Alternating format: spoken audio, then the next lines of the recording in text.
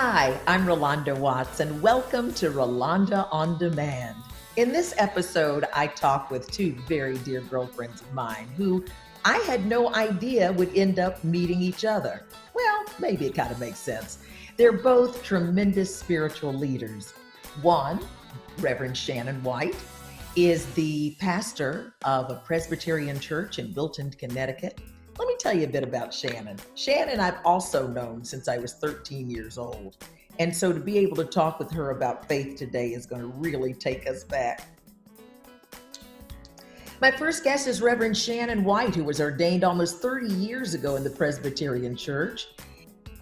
She is now senior pastor of Wilton Presbyterian Church in Wilton, Connecticut. She's also an Emmy-nominated TV journalist and author of 2 books, How Was School Today? Fine, and The Invisible Conversations with Your Aging Parents. My next guest is Dr. Terrlyn Curry Avery, and she is the creator of pastology. Now, what's pastology, you may say? Well, it's the cutting-edge field that focuses on synergy between pastoring and psychology. She holds a PhD from Hofstra University and a Master's of Divinity from Yale University. She calls herself a pastologist and is a transformational leader, speaker, author, and retreat leader. And that was where I met Terrlyn, on a mountain in India, in Mount Abu. I'd gone to India to deliver a speech at the World Peace Summit and ended up spending 10 days on the top of Mount Abu studying meditation. And that's where I met Reverend Terrlyn. So it is just so ironic to me that two dear friends from two entirely different times in my life and places would come together as two women of faith and two women of tremendous leadership. I'm so happy to be able to talk with them today. We're going to talk about the Black Lives Matter movement and how that's affected their congregations and their purpose, and also how COVID-19 is affecting us, but also how we can keep the faith, babe, how we can keep hope alive, how we can keep lifting ourselves in these times of change. You're going to enjoy this conversation today here on Rolonda on Demand. It's road time. Welcome to Rolonda on Demand.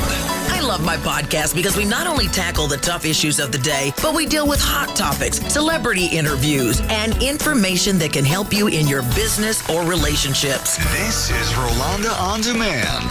We're about to get into a great conversation today here on Rolonda on Demand, and thank you again for following me here on YouTube. And can I also ask you to follow me on all forms of social media? I'm on, all of them, Facebook, and Twitter, and even TikTok, and IG, and LinkedIn. So please follow me at Rolonda Watts. Ladies, I'm so happy to have you on Rolonda on Demand. This is such an honor, and I think it's going to be a lot of fun. So listen, this is really, both of you are major leaders in faith, but you're also two very dear friends of mine. And I just find it so ironic that the two of you and your works in faith and the leadership that you're doing as women have come together outside of me, but have come together and you're working together. And I thought, what a wonderful chance this would be to share a talk about faith today. And maybe a little sisterhood too, how important that is, but faith and how much we need that right now. Ladies, what are you seeing? Is there a major change in what's happening when people are coming to you for leadership, or have you had to reinvent your message? What's going on in the faith world? Terrlyn, you want to start?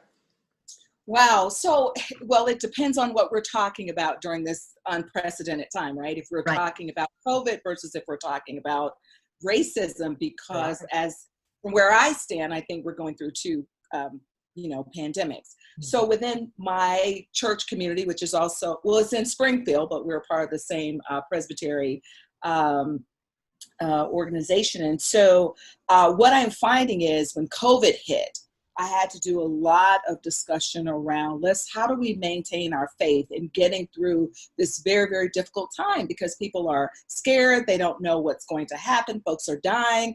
Folks in church and other churches are still saying, let's have service. So then I had to preach on that, why we shouldn't be having, service in a building. So the preaching, in some sense, was really about living the faith that we talk about all the time. How do we get through difficult times? Believing in this God that we say that we believe in. But I've also found that even in my business, having to talk to people about just keeping that faith journey. And in terms of the pandemic of racism, the conversation we've been having in our churches for a long time, we continue to have them.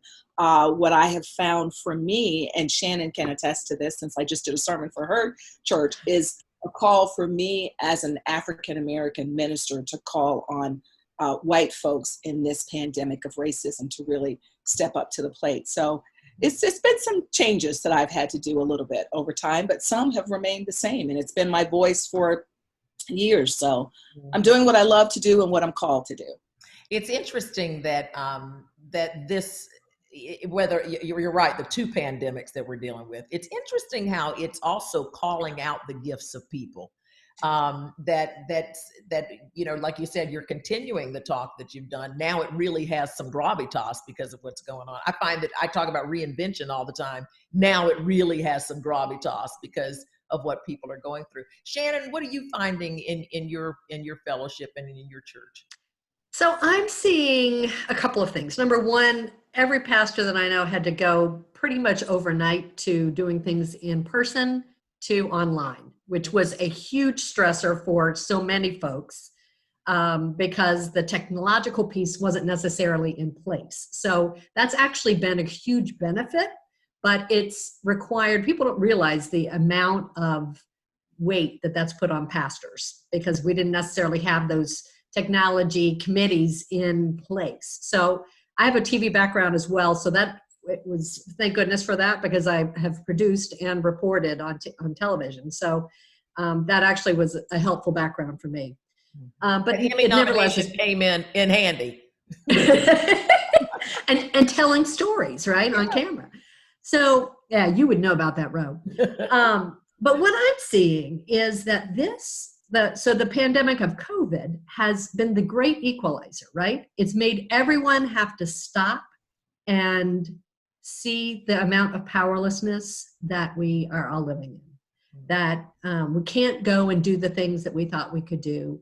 And for those of us, and I'm in a pretty white upper middle class community, that has stopped people in their tracks. And it's been really interesting. So we've talked a lot about what do you do when you feel powerless? And the spiritual piece for me is that we really all have to ground ourselves in a different kind of spiritual power versus the power that we have out in the world. And really, power is all an illusion anyway. So to kind of get that sense of groundedness has really been important. And people, their jobs have been at risk, their health has been at risk, their sense of safety, Maslow's hierarchy of needs. From what I understand, relationships, there are tons of relationships that are breaking up right now. Listen, my husband is a therapist, and you're lucky you're locked up with a therapist.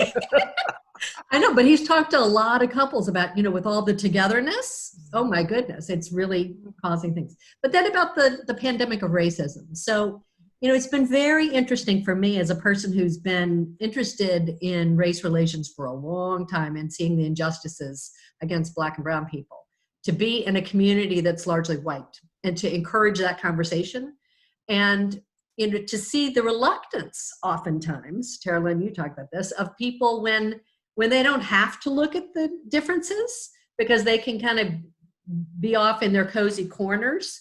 I mean, why should someone talk about white privilege when there's nothing to push up against that? So to really consider, and then now that anti-racist trainings and conversations are being held on a regular basis, why it's important for white people to do their homework first before we expect any person of color to come into conversation with us, because it's our job to be schooled first before we engage others, and not to expect people of color to teach us. Thank you, Shannon. And something, and with all transparency, Shannon and I have known each other since we were 13 years old. And growing up in sometimes, I was only Black in my school, and there were times when Shannon and my friends saw, like that time we went to a country club, we couldn't do a party because they wouldn't let the Blacks in, and my friend stood up and said, then we're not going to go. She gets to go too. And so I always had that support. And Shannon, you were one of my best friends and one of my biggest supporters. But I don't think that we have seen the division the way that we've seen it in our lifetime until now, which is just shocking. I mean, even for Black folks, some of us have not even seen that level of spewing, and it's just shocking on everybody. And yeah, I think it's probably just been underneath the surface is what it is. And so now there's this opportunity to raise it up, because as people of color, we've talked about racism all the time, and folks will say, oh, you're just making that up. In fact, I read a post today on Facebook where someone was saying, we have to stop being victims. And I really wanted to just get on there and respond to this issue of being a victim. And I wanted to say, look, I have a PhD and I have 3 master's degrees, but I still get discriminated against. That's not playing victim. It didn't stop me from accomplishing. But what I think that folks need to understand, that as people of color, there's an extra 25% of stress we carry. And that research has shown this by simply being of color in this world. And that's something that white people don't understand. But the conversation is great these days. This eruption that we've had, where we've had to focus on racism, has really caused a lot of people to sit back and go, wait a minute, that's what you've been talking about all the time. And I was in my bubble and I didn't see it. And Shannon, I think it's so ironic that right before the pandemic, you and I were in a meeting where we were talking about racism in our presbytery and how we were going to have these conversations. So I think that the timing is right. It's perfect for us to do the work. How is the conversation going? Because there's so much reluctance. There's so much pain and shame. It's so difficult, particularly I think for white people, to talk about racism. How do you lay the foundation so that it's palatable and it's comfortable and it's educable? I don't know if it's palatable. I don't think it needs to be palatable. Right. Because Terrlyn, I don't know. Comfortable. Right. It shouldn't be. I will say, so I do a lot of training in this area. It's one of the things, Rolonda, that I thought I could just put down and go on and do the other work I want to do on the wounds of religion, but I can't, because it keeps rearing its ugly head. And so what I've actually found is that in the business world, because I'm also a coach, that I've found that the people that I am in business with, they're very open to the conversation. And Shannon, even within our denomination, I feel like there are people who are open. So what I do when I'm training is that I have to give people a bit of history of this country and really walk them through a process. I don't believe that you start a training out telling people that they have white privilege, because they aren't ready to hear that yet if they've never heard it before. So what's happening in this country is people are hearing it for the first time again. Like they're like, oh, I've been living in this bubble and I didn't know. And I'm like, well, I do. But so you can't start training folks by hitting them over the head. It has to be a process. And so when I offer my classes, that's what I do, is really take the veil off one step at a time. And it's about personal transformation, not about looking at what the other person did, because we have to look at how we've all been a part of this system and how we've all perpetuated this system. And so I think it's step by step that we do. And Reverend Shan, you say we're not here to make people comfortable. Actually, I think my role in my white congregation, I mean, we do have some families of color, but not many. My role is kind of to be more forceful. I have a different vantage point, right? And so in some ways, having to preach without getting the feedback necessarily is a good thing, because I don't know what people, if they're disgusted with what I'm preaching or not. But I'm tempering, I'm kind of doing, depending on what the scripture is. I'm doing some, focused on the Psalms of, oh my God, how do I manage through this? Because there are a lot of, I've had some deaths in my congregation. and people that are suffering tremendously. And then also at the same time, I organized our local Black Lives Matter March. And so we had this tremendous gathering in the middle of the time when everybody came masked. And, so there was, and there was some backlash even in the clergy of should we even be gathering, were we putting people at risk? And so, it's all of an interesting kind of thing. So it's a heck of a time to be a leader right now, isn't it? My goodness. I don't think you're going to please anybody all the time anyway, but this is definitely showing that. Are you finding that, Terrlyn? I don't find that I worry about it. So I go out and I speak very boldly about it. And so I want to be sure to say that even in my classes, people are going to be uncomfortable. This is not a feel good. And the way I market those classes, it's marketed to a certain person who's ready. And I've gone out to the protest because I have children who demand in their own way that I go out to protest. It might be a gentle, somewhat gentle, how teenagers and 20-year-olds can be, but it's like, okay, Mom, we've got to do something about this because the young people are showing up very differently. And so I feel like we don't get to opt out. And so whenever I've spoken at protests, whether they've been predominantly white or really most of them have been predominantly white, I really hold white people accountable. And I say, you don't get to opt out just because you can. You shouldn't opt out of this. I tell you, it certainly has made a difference to see. I mean, just your heart, as a Black person, your heart swells that there's support, that there's recognition. I mean, I'm so sorry it took those 8 minutes of George Floyd's life to exemplify what happens every day in this nation. But it certainly has rallied the troops and the youth. It's just amazing. I saw a beautiful poster, and it said that a young woman had gone to John Lewis, and I can imagine she was a white woman, and said, how do I respectfully say to my parents, I want to join this movement? And he said, just tell them that you have been touched by the spirit of history. And I said, oh my God, how can you not? Gives me chills. By C.T. and John Lewis, who passed in the same week. Do you look at those things and say, that's God talking to us? That those are things that are just too ironic that they fought the fight and the good fight and then together walked over the pearly bridge together, at this time. Yeah. It's funny you say that because I saw someone did a write-up just about that very thing, because I think Reverend C.T. died first. And they said, I believe he just went and got Congressman Lewis and said, we fought the good fight. Done it. Let us go. I mean, it just brings emotion. Right. And I think a lot of that has to be when they looked over those crowds and they saw the young, and they saw the white, and they saw the brown, and they saw everything that they had lived for. It was time to go. And that leaves us with such a responsibility, I think. If the church is going to be, and I say church, but I say any house of worship, is if faith is going to be relevant for people, and believe me, the numbers in mainline congregations across the country and in most faith groups have been declining for years. But if we're going to continue to survive at all, we better be listening to those young people. Yeah. Because that is the now. It's not even the future of the church. It's the now. So, being involved and listening. I remember in our local rally, it was the young people that then after the rally, we had we have, probably 5 or 6 houses of faith in town, and the priest at the Catholic Church is African American.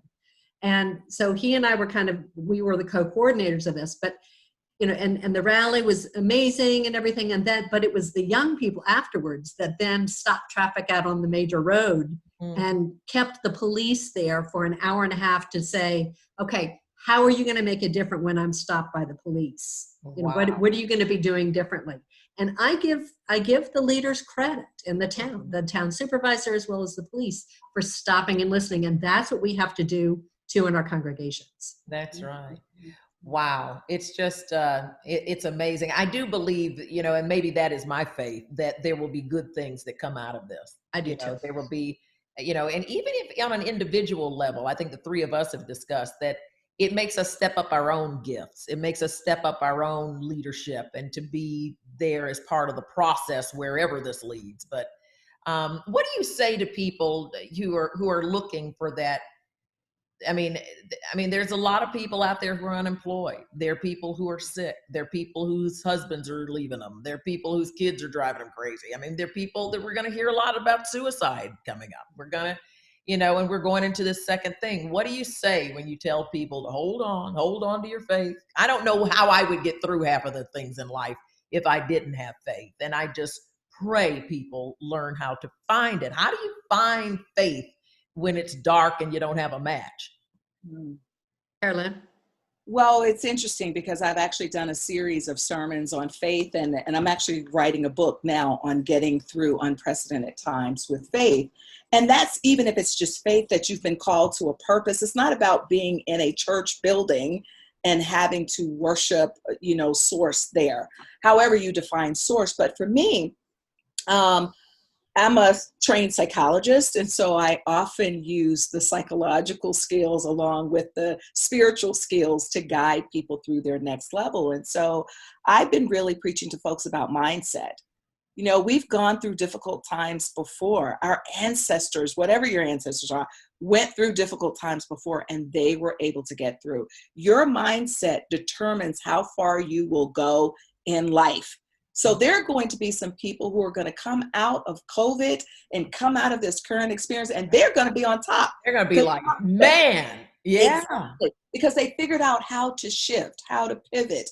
Folks have had to do this for all our history. They've had to figure out, how will I be the one that's on top? And so when I am talking to people about their faith, it's about changing that mindset and then saying to them, now, what's your next move going to be? Because it can't be sitting in the grief, the depression, and all of that. Yes, feel it, be with it, have your moment with it, but don't stay there.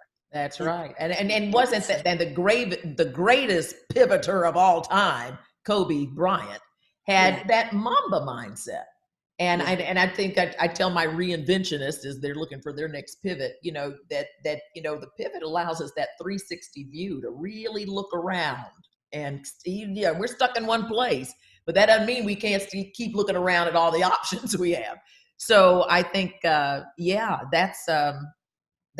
a good one. I do believe the mindset, and because also I was speaking with a neurologist on this show, and talking about the Mamba mindset and how you have to train your brain for change. This isn't a natural thing for us to be isolated and have to go through major change. Yes. So, Reverend Shannon, what do you tell people? How do you hold on to the faith when they think they can't find it?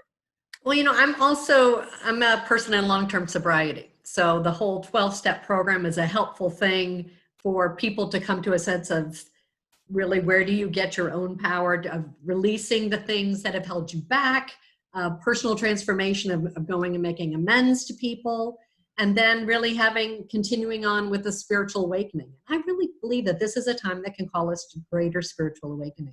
So I talk some about purpose.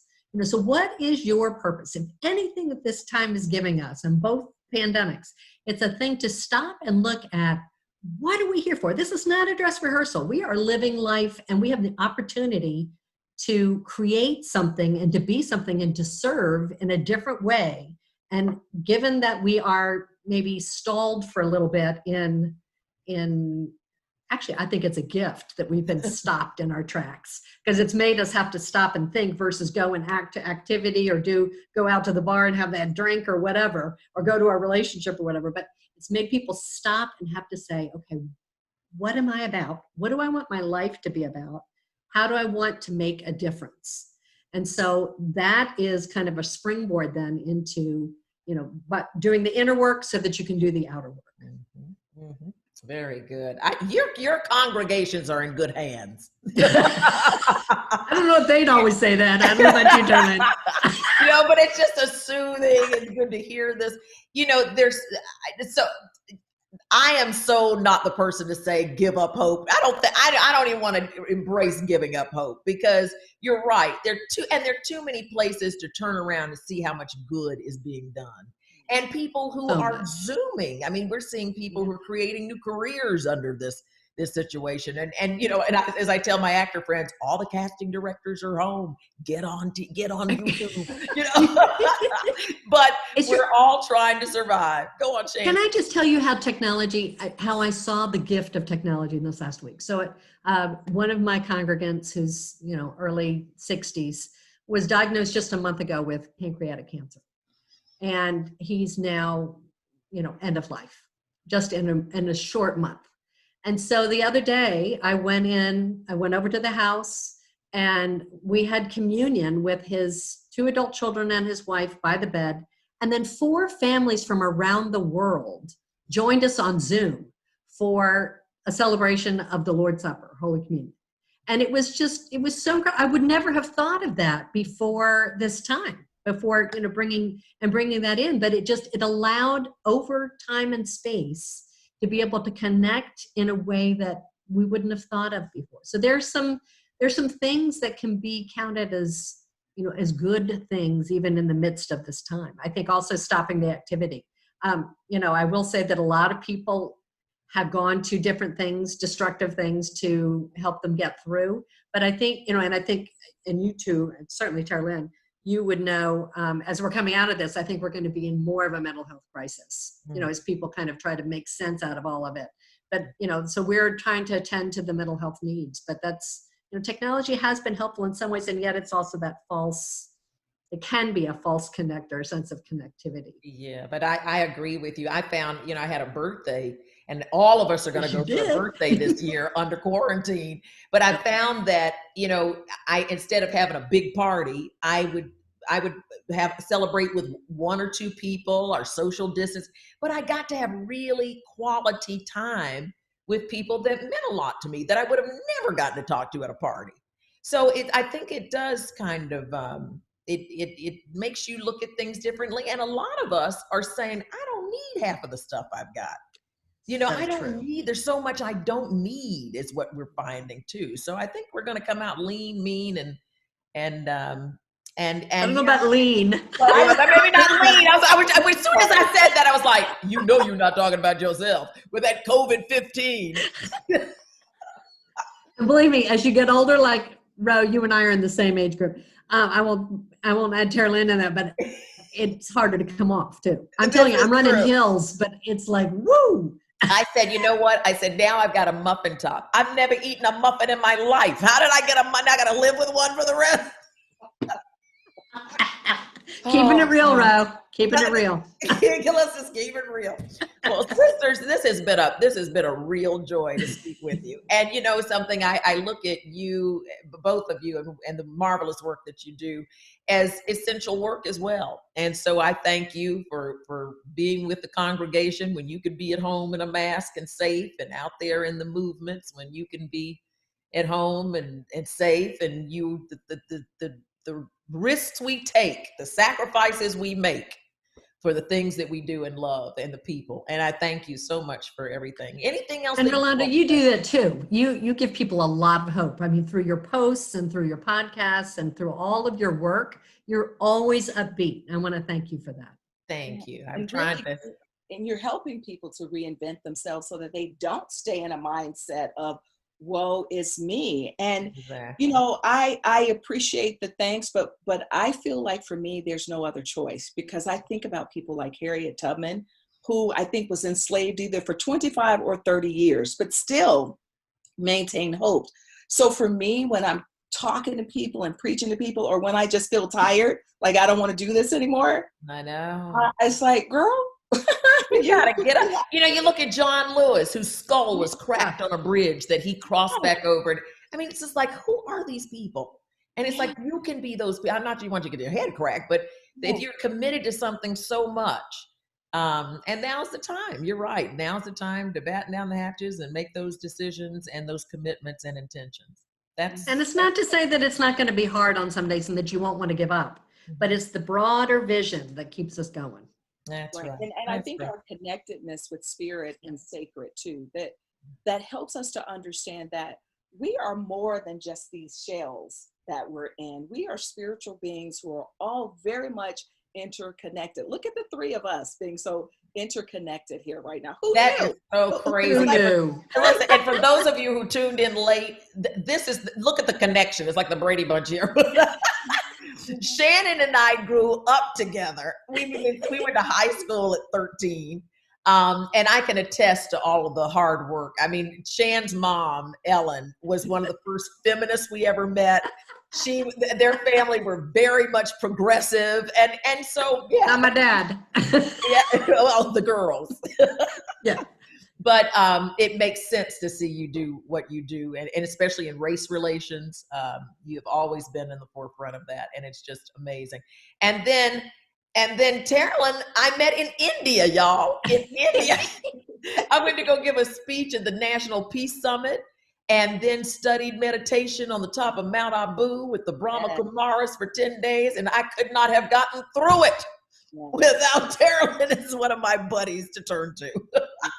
No, and then Terrlyn and I know each other through the presbytery. Yeah. Yeah, and we knew each other, and it was just so ironic. She says, "Well, how do you know Ro?" And I'm like, That's so crazy. It shows how spiritually we all are connected, and I think that's what helps us get through the pandemic. Is really just reaching out to one another and saying, if I survive this, you survive it, in whatever ways possible. And to know that death is not the end of us, because that's true. Beings, there's something much more. That's very true. Well, we will keep this going. And ladies, once again, thank you so much. Tell the audience where they can reach you and follow your great works. Go ahead, Terrlyn. Well, I can be reached at sacredintelligence.com, or you can send an email to me at info@sacredintelligence.com. You can find me on Facebook under Terrlyn Curry Avery, as well as Sacred Intelligence. And I'm on Facebook under Shannon A. White. My website's not up anymore, but my 2 books are on Amazon. It's The Invisible Conversations with Your Aging Parents and How Was School Today Fine? How to talk to your aging teenagers. Exactly. All right, ladies, thank you so much. I'll make sure that all the information is out about you. And thank you so much for this very open and supportive and encouraging conversation. Keep hope alive and hold on to the faith, baby. Stay healthy and safe and wear that mask. And wear your mask, absolutely. You guys, thank you so much for tuning into this episode of Rolonda On Demand. You can follow me every day of the week at Rolonda Watts, ROLONDA, on all forms of social media. If you want to listen to the podcast, hit me up wherever you love podcasts, iTunes, Spotify, all of them. And continue here on YouTube on the Rolonda Watts channel. And tell a friend if you enjoyed it, rate it well, leave a review, and let your tribe know. And keep the faith. Now, go out there with a mask or stay right there at home and stay safe, but do something good. Have a great day.